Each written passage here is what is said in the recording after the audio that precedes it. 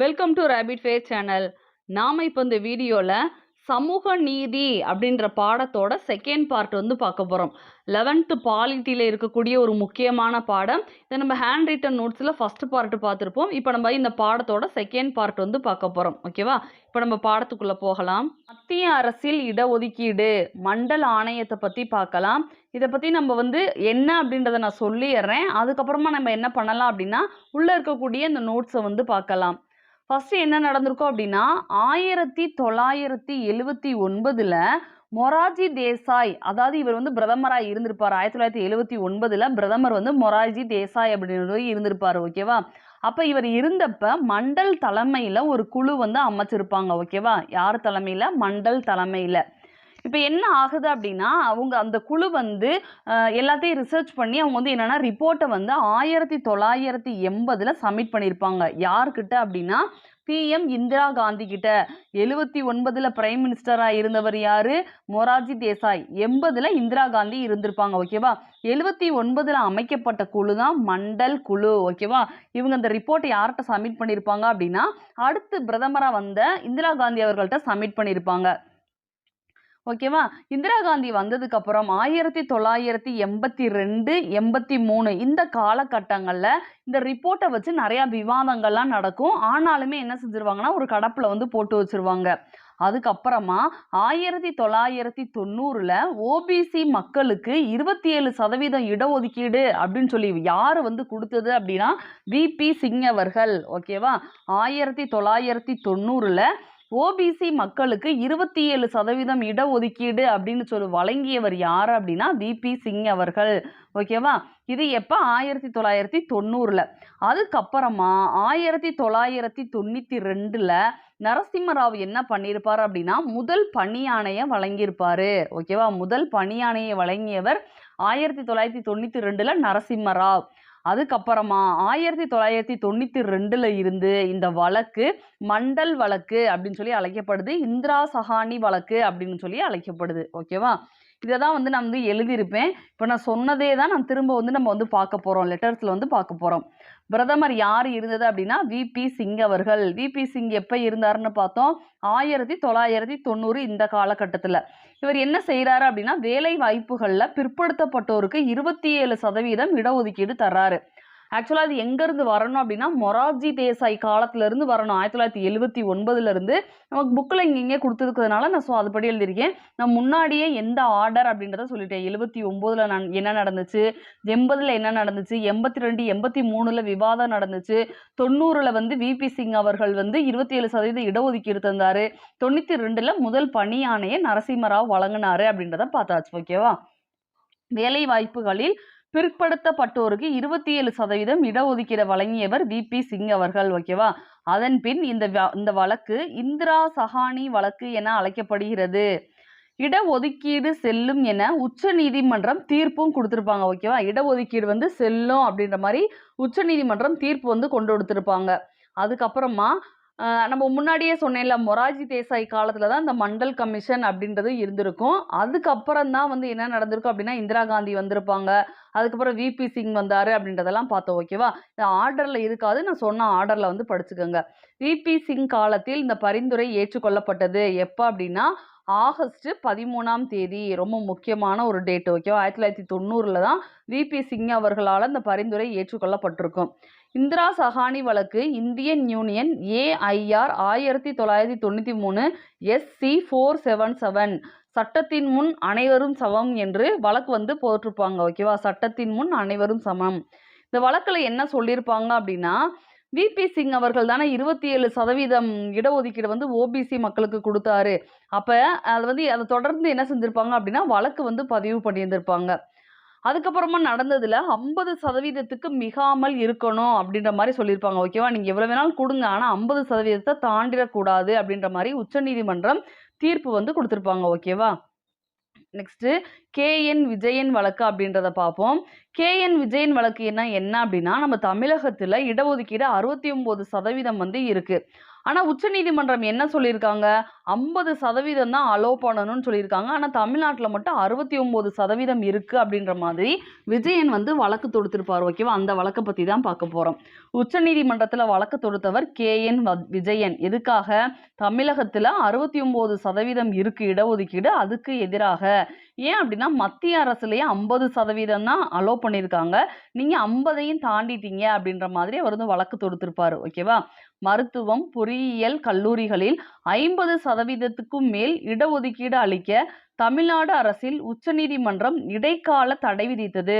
ஒரு வழக்கு தொடர்றாங்க அப்படின்னா அந்த ஏற்கனவே ப்ராசஸ்ல இருக்கிறது எல்லாத்தையுமே ஸ்டாப் பண்ணி வைப்பாங்க அந்த வழக்கு முடிகிற வரைக்கும்.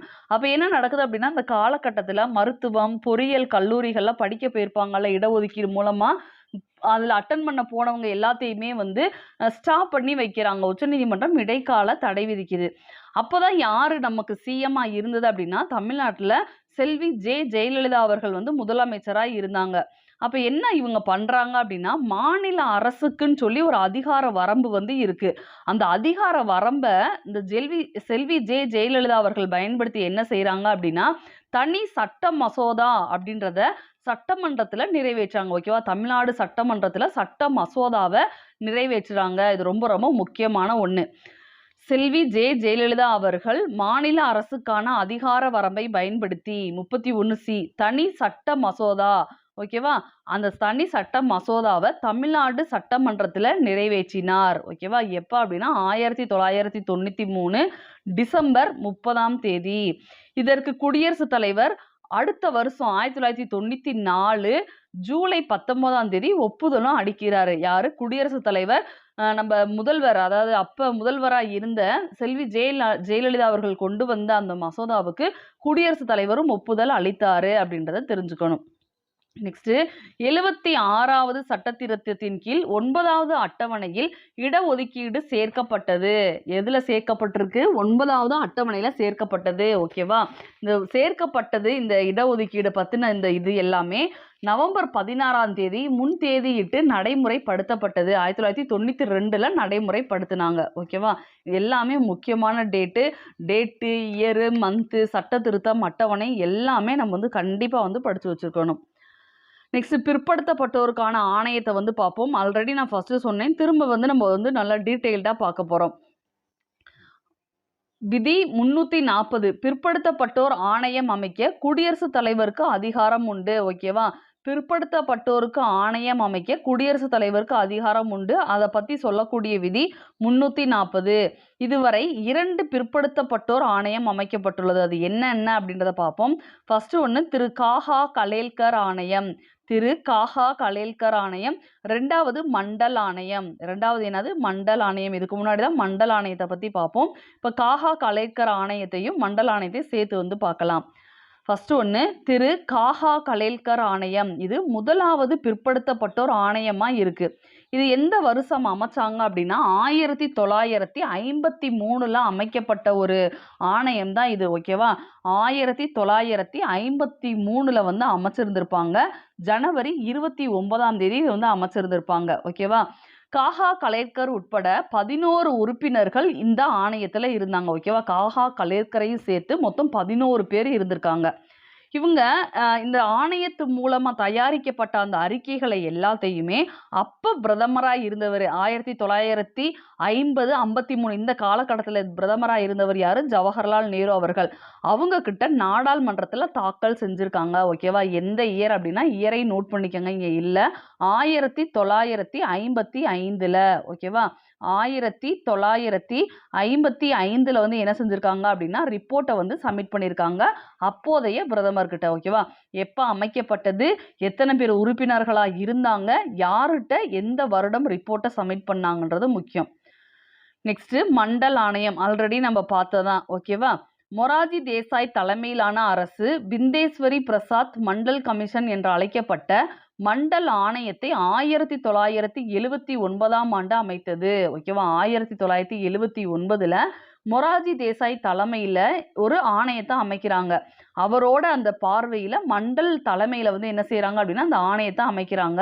அது மண்டல் கமிஷன் அப்படின்னு வந்து சொல்றாங்க. ஓகேவா? இந்த ஆணையத்தை பத்தி சொல்லணும் அப்படின்னா இது பிற்படுத்தப்பட்டோருக்காக அமைக்கப்பட்ட 2வது ஆணையம்.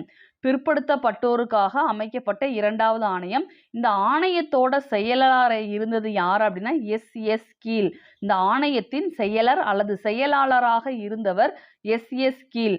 இவ்வாணையம் 11 காரணங்களை அடிப்படையாக கொண்டு 3743 சாதிகள் பிற்படுத்தப்பட்ட வகுப்புகளாக உள்ளன என கூறியது. ஓகேவா? இதுல என்ன சொல்றாங்க அப்படின்னா பிற்படுத்தப்பட்டோருக்கான ஆணையம். அப்ப இந்த பிற்படுத்தப்பட்டோர் அப்படின்றப்ப எந்தெந்த ஜாதிக்காரங்களாம் இதுக்குள்ள வர்றாங்க அப்படின்னு பார்த்தா கிட்டத்தட்ட 3743 ஜாதிகள் இதுக்குள்ள வர்றாங்க. அதுக்கான ரீசன் ஏன் இவ்வளோ பேரை சேர்த்திருக்கோம் அப்படின்னா அதுக்கு 11 காரணங்கள் இருக்கு அப்படின்ற மாதிரி அறிக்கை வந்து தயார் செஞ்சிருக்காங்க. ஓகேவா? மண்டல் அறிக்கையின் முகப்புரையில் வகுப்பு வாரி பிரதிநிதித்துவத்திற்கு மெட்ராஸ் முன்னோடி என எழுதப்பட்டுள்ளது. ஓகேவா? இவங்க எழுதியிருப்பாங்கல்ல அறிக்கை, அந்த அறிக்கை எழுதுறப்ப எப்படி எழுதியிருப்பாங்க? முன்னுரை இருந்திருக்கும், முடிவுரை இருந்திருக்கும். நம்ம எப்படி ஒரு கட்டுரை எழுதுறோமோ அதே மாதிரி தான் முகப்புரை என்னது, முன்னுரை என்னது, முடிவுரை என்னன்னு எழுதியிருப்பாங்க. இப்போ அந்த முகப்புரையில என்ன எழுதியிருக்காங்க அப்படின்னா வகுப்பு வாரி பிரதிநிதித்துவத்துக்கு மெட்ராஸ் வந்து முன்னோடி அப்படின்ற மாதிரி எழுதியிருக்காங்களாம். மக்கள் தொகையில் 52% உள்ள பிற்படுத்தப்பட்டோருக்கு 27% அப்படின்ற இடஒதுக்கீடை மண்டல் ஆணையம் பரிந்துரை செய்தது. ஓகேவா? டோட்டலா பார்க்குறப்ப எவ்வளவு சதவீதம் பேர் இருக்காங்க? பாதிக்கும் மேல, பாதிக்கு பாதி யார் இருக்குது அப்படின்னா பிற்படுத்தப்பட்டோர் தான் இருக்காங்க. அப்ப இவ்வளோ பேர் இருக்கிறப்ப அவங்களுக்கு அதுல பாதியாவது கொடுக்கணும்ல. இப்ப 50ல் பாதி எவ்வளவு? 25. 50% யாரு இருக்கா? பிற்படுத்தப்பட்டவங்க இருக்காங்க.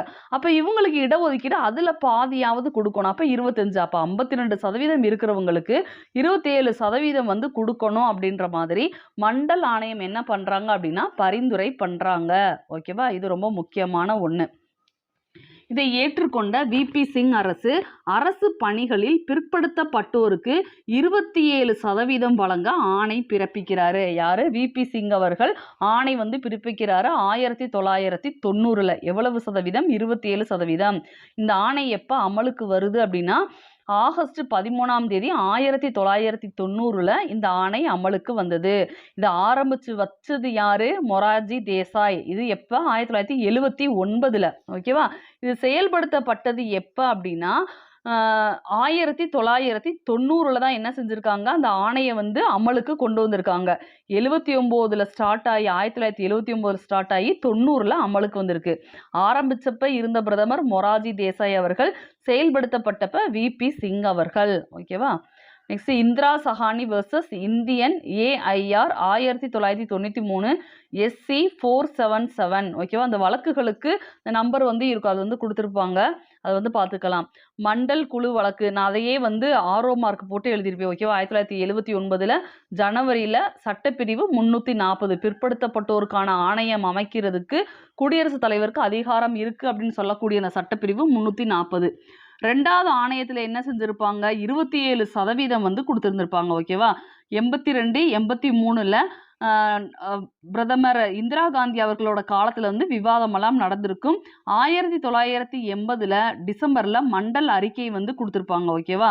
அப்ப யார்கிட்ட வந்து கொடுத்துருப்பாங்கன்னா உள்துறை அமைச்சராக இருந்த ஜெயில் சிங்கிடம் கொடுத்துருப்பாங்க. இது ரொம்ப முக்கியமான ஒண்ணு. அதே தான் நான் வந்து எப்படி எழுதியிருப்பேன்னா ஆரோ மார்க் போட்டு எழுதியிருந்திருப்பேன். நெக்ஸ்ட் ஒரு முக்கியமான ஒரு கூற்று வந்து பார்க்கலாம். பிபி மண்டல் சொன்னது. ஓகேவா? மண்டல் ஆணையம் அந்த அறிக்கையை சமர்ப்பிக்கிறப்ப அந்த அறிக்கைக்கான தலைவரை யார் அப்படின்னா அந்த மண்டல். ஓகேவா? இவர் என்ன சொன்னாரு அப்படின்றத பார்ப்போம். மண்டல் அவர்கள் சொன்ன அந்த கூற்று வந்து ரொம்ப முக்கியமானது. அது என்ன அப்படின்றத வந்து பார்த்துடலாம். ஓகேவா? பிபி மண்டல்னா நம்ம என்ன பார்த்தோம்? பிந்தேஸ்வரி பிரசாத் மண்டல். ஓகேவா? பிந்தேஸ்வரி பிரசாத் மண்டல். இவர் சொன்ன ஒரு முக்கியமான கூற்று என்னன்றதை பார்க்கலாம். இந்த அறிக்கையை தயார் செய்வதில் அதிகமான உழைப்பை கொடுத்துள்ளோம். மிகச் சரியாக கூறினால் நாம் உன்னதமான சடங்கை செய்துள்ளோம் என்று கூறினார். ஓகேவா? இவர் என்ன சொல்லியிருக்காரு? இந்த அறிக்கையை நாங்கள் தயார்படுத்துறதுக்கு நாங்கள் நிறைய வந்து ஹார்ட் ஒர்க் பண்ணியிருக்கோம் அப்படின்றத சொல்றாரு. ஓகேவா? இந்த ரிப்போர்ட்டை நாங்கள் ரெடி பண்ணுறதுக்கு அதிகமான என்ன செஞ்சுருக்கோம்? ஹார்ட் ஒர்க்கு பண்ணியிருக்கோம். இன்னும் நாங்கள் சொல்லணும் அப்படின்னா நாங்கள் வந்து ஒரு உன்னதமான செயலை வந்து செஞ்சுருக்கோம் அப்படின்ற மாதிரி பிபி மண்டல் வந்து சொல்லியிருக்காரு. இந்த அறிக்கையை தயார் செய்வதில் அதிகமான உழைப்பை கொடுத்துள்ளோம். மிகச் சரியாக கூறினால் நாம் உன்னதமான சடங்கை செய்துள்ளோம் என்று கூறினார். அடுத்த 10 ஆண்டுகளுக்கு இந்த மண்டல் ஆணைய அறிக்கை உள்துறை அலுவலகத்திலேயே இருந்தது. ஓகேவா? கிட்டத்தட்ட ஒரு 10 வருஷம் எங்க தான் இருந்துச்சு? உள்துறை அலுவலகத்துல தான் இருந்துச்சு அப்படின்றதையும் தெரிஞ்சுக்கணும். ஓகேவா? எப்ப இந்த உள்துறை அலுவலகத்துல இருந்துச்சு? 1980ல குடுத்துட்டாங்க. யார்ட்ட குடுத்துட்டாங்க? உள்துறை அமைச்சர்ட்ட குடுத்துட்டாங்க. அடுத்து எப்ப வருது அப்படின்னா, 90ல தான் அடுத்து வெளிய வரும். அததான் என்ன சொல்லியிருக்காங்க? 10 வருஷம். 1980ல குடுத்தது 90 வரைக்கும் உள்ளேயே தான் இருந்துச்சு. 82, 83ல விவாதம் நடந்தாலும் வெளிப்பட்டது எப்ப அப்படின்னா 1990. ஓகேவா? வி.பி. சிங் அவர்கள் 1990ல அத நடைமுறைப்படுத்தியிருப்பாரு. ஓகேவா? அரசியல்ல அப்போ குழப்பம் வந்து இருந்திருக்கும். குழப்பங்கள் மூலமா என்ன செஞ்சிருப்பாங்கன்னா, வி.பி. சிங் மேலேயே குற்றம் வந்து சாட்டியிருப்பாங்க. ஓகேவா? சந்தர்ப்பவாத அரசியல இவர் வந்து செய்றாரு அப்படின்ற மாதிரி வி.பி. சிங் மேல குற்றம் வந்து சாட்டியிருப்பாங்க. நெக்ஸ்ட்டு மண்டலோட பரிந்துரைகளை எதிர்த்தும் வழக்கு வந்து தொடர்த்திருப்பாங்க. ஓகேவா? மண்டல் சப்மிட் பண்ணார்ல, அந்த ரிப்போர்ட்ல இருக்கக்கூடிய அந்த பரிந்துரைகளை எல்லாம் எதிர்த்து வழக்கும் தொடரப்பட்டது. 11 நீதிபதிகளை கொண்ட அமர்வு அவர்களை விசாரணை செய்தது. ஓகேவா? இவங்க செஞ்ச ரிப்போர்ட்டெல்லாம் வச்சு என்ன செய்றாங்க? அவங்களுக்கு எதிராவே வழக்கு தொடர்ந்து அவங்கள 11 நீதிபதிகள் கொண்ட அமர்வு விசாரிச்சிருக்காங்க. மண்டல் ஆணையத்தின் பரிந்துரை செல்லும் என 1992ல உச்சநீதிமன்றம் திரும்ப வந்து தீர்ப்பு வந்து குடுத்துரும். ஓகேவா? இவங்க குடுத்த ரிப்போர்ட்ட என்ன சொல்லியிருக்காங்க? ஏத்துக்காம அவங்க மேல கேஸ் எல்லாம் போட்டாங்க. திரும்ப என்ன நடக்குது அப்படின்னா, அவங்க சொன்னத வந்து ஏத்துக்குச்சு உச்சநீதிமன்றம் அப்படின்ற மாரி 1992ல தீர்ப்பு வந்து வருது. 1993 செப்டம்பர் 8 அன்று பணியாளர் மற்றும் பயிற்சித் துறையின் ஒப்பந்தம் மேற்கொள்ளப்பட்டது. 1993 செப்டம்பர் 8 அன்று பணியாளர் மற்றும் பயிற்சித் துறையின் ஒப்பந்தம் மேற்கொள்ளப்பட்டது. ஓகேவா? அப்ப பிற்படுத்தப்பட்ட ஒரு ஆணையம்னா என்ன அப்படின்றதான் இவ்ளோ நேரம் நம்ம வந்து பார்த்திருக்கிறது. ஓகேவா? ஒரு இதுல ஷார்ட்டா எழுதியிருப்பேன். கொஞ்சம் பிரீஃபா எழுதியிருப்பேன். அதையும் ஆரோ மார்க் போட்டு எழுதியிருப்பேன். எல்லாமே ஒரே விஷயம் தான். ஸோ நம்ம வந்து படிச்சுட்டோம் அப்படின்னா, ரொம்ப முக்கியமான ஒண்ணு. நம்ம கண்டிப்பா தெரிஞ்சுக்க வேண்டிய ஒண்ணு. நெக்ஸ்ட் இடஒதுக்கீட பத்தி பார்ப்போம். நம்ம தமிழ்நாட்டுல எவ்வளவு இடஒதுக்கீடு இருக்கு? 69% இடஒதுக்கீடு இருக்கு. இது நமக்கு தெரியும். அதுல ஓபிசிக்கு எவ்வளவு அப்படின்னா 50%, எஸ்சிக்கு 18%, 1% எஸ்டிக்கு. ஓகேவா? எஸ்டிக்கு 1%, எஸ்சிக்கு 18%, ஓபிசிக்கு 50%. ஓபிசிக்குள்ள யாரெல்லாம் வருவாங்க அப்படின்னா பிசி, எம்பிசி வருவாங்க. அதுல பிசிக்கு 30%, எம்பிசிக்கு 20%. 30யும் 20யும் சேர்த்து தான் ஓபிசின்னு சொல்லி 50%. ஓகேவா? எஸ்சிக்கு 18% பார்த்தோம். அதுல எஸ்சிக்கு 15%, எஸ்சி ஏக்கு 3% அப்படின்னு சொல்லி பிரிப்பாங்க. ஓகேவா? இதுல எஸ்டிக்கு 1%. எப்படி இந்த 69, 50, 18 ஒண்ணா இருக்கு. 50ன்றது 30, 20ஆ இருக்கு. 18, 15, 3ஆ இருக்கு. உள்ள வந்து பிரிச்சு வந்து நம்ம படிக்கணும். நெக்ஸ்ட்டு இந்த பிசிஏவை எப்படி பிரிக்கிறாங்க அப்படின்னா, பிசி தனியா, பிசி முஸ்லிம்ஸ் அப்படின்னு சொல்லி பிரிப்பாங்க. ஓகேவா? பிசி அப்படின்றப்ப 26.5% கட்டாயம் இருக்கும். அதை வந்து நோட் பண்ணி எழுதிக்கங்க. பிசி அப்படின்னா 26.5%, பிசி முஸ்லிம்ஸுக்கு 3.5%. இது ரெண்டையும் கூட்டினா தான் என்ன வரும்? 30% வரும். பிசியா இருக்கக்கூடிய கிறிஸ்டின்ஸு, பிசியா இருக்கக்கூடிய ஹிந்துஸு அல்லது பிசியா இருக்கக்கூடிய யாரா இருந்தாலும் அவங்களுக்கு 26.5%. பிசி முஸ்லிம்ஸுக்கு 3.5%. இதை வந்து நம்ம தெரிஞ்சு வச்சுக்கணும். ஓகேவா? நெக்ஸ்ட்டு நம்ம எக்ஸாம் எழுதுறப்போ நம்ம வந்து பார்ப்போம். ஜென்ரல்ல இருந்து போயிருக்காங்க. பிசி, எஸ்சி இதெல்லாம் வந்து நம்ம நிறைய வந்து கவுன்சிலிங் போகிறப்போ நிறையா வந்து இந்த வார்த்தைகள் இதெல்லாம் வந்து நம்ம வந்து பேசுவோம். நிறைய கேட்டிருப்போம். அது என்னன்றதை பார்ப்போம். ஜெனரலுக்கு 31% இடஒதுக்கீடு. ஜெனரல்ல யாரெல்லாம் வருவாங்க அப்படின்னா ஓசி பீப்புள்ஸ் வருவாங்க. ஓகேவா? அந்த பிசி இருக்க மாட்டாங்க, எஸ்சி இருக்க மாட்டாங்க, எஸ்டி, ஓபிசின்னு சொல்லி யாரும் இருக்க மாட்டாங்க. ஓசியில் இருக்கிறவங்க எல்லாரும் ஜெனரல்ல வருவாங்க. மேக்சிமம் இவங்கெல்லாம் யார் இருப்பாங்க அப்படின்னா பிராமின்ஸு, சைவ பிள்ளைமார்கள் இருப்பாங்க. இதெல்லாம் வந்து நம்ம தெரிஞ்சு வச்சுக்கணும். பிஎஸ்டிஎம்ல எவ்வளவு இடஒதுக்கீடு தர்றாங்க அப்படின்னா 20% தர்றாங்க. உமன்ஸுக்கு 30%. அந்த 30லையும் 10% இறந்துருப்பாங்கல்ல, கணவன் இறந்த அந்த விடோ அவங்களுக்கு கொடுக்குறாங்க. மீதி 20% பெண்களுக்கு வழங்குறாங்க. ஓகேவா? எக்ஸ் ஆர்மிக்கு 5% வந்து இடஒதுக்கீடு தர்றாங்க. ஓகேவா? இது எல்லாமே வந்து நம்ம வந்து தெரிஞ்சு வச்சுக்கணும்.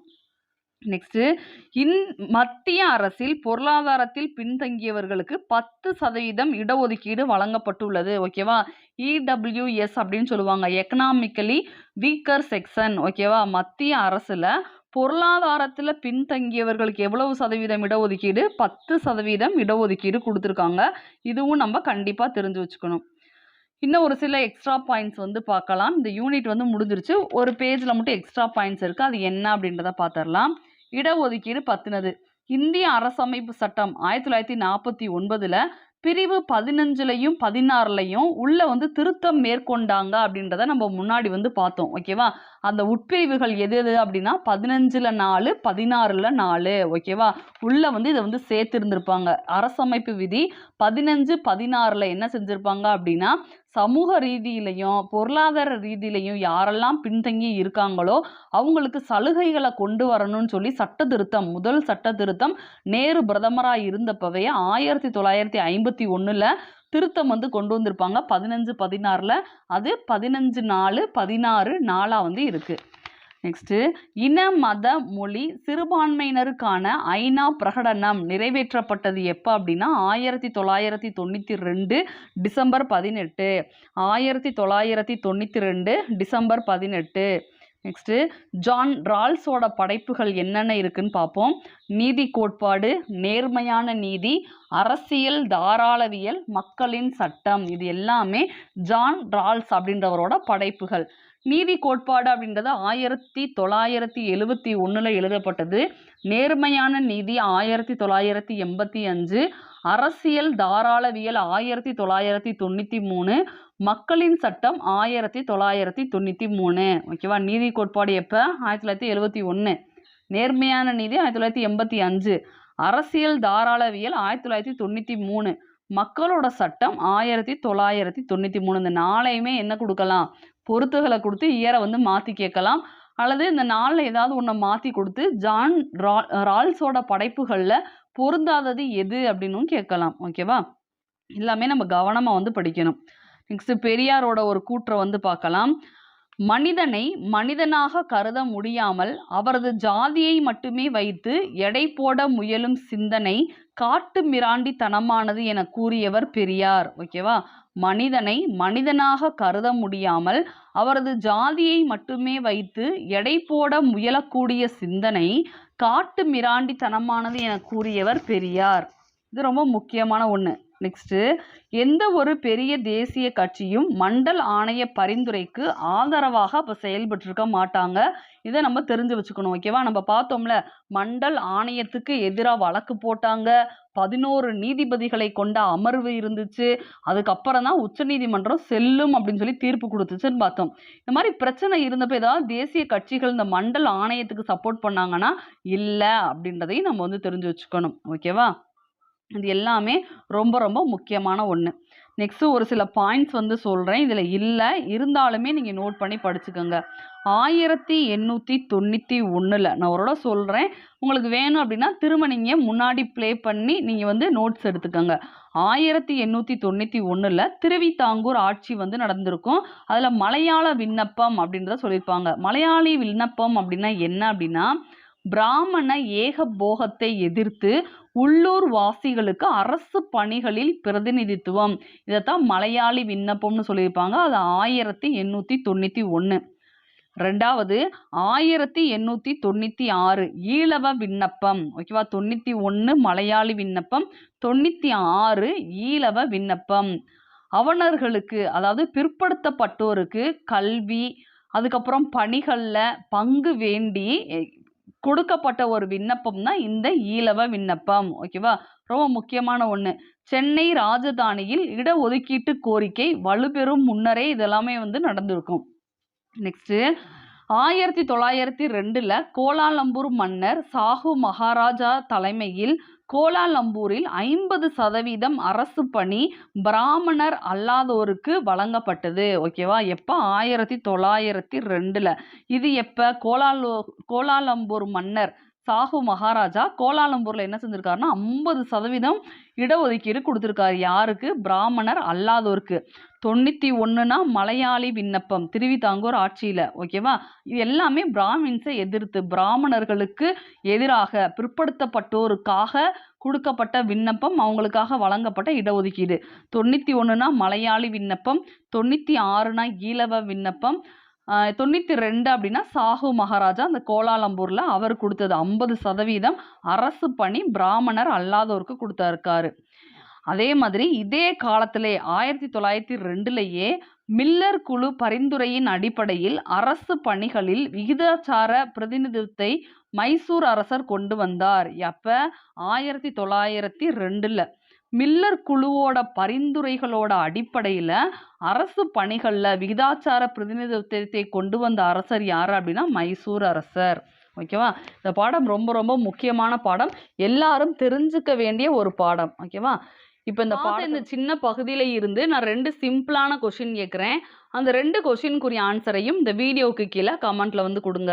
ஃபர்ஸ்ட் கொஸ்டின், திரு காகா கலேல்கர் ஆணையம் அமைக்கப்பட்ட ஆண்டு எது?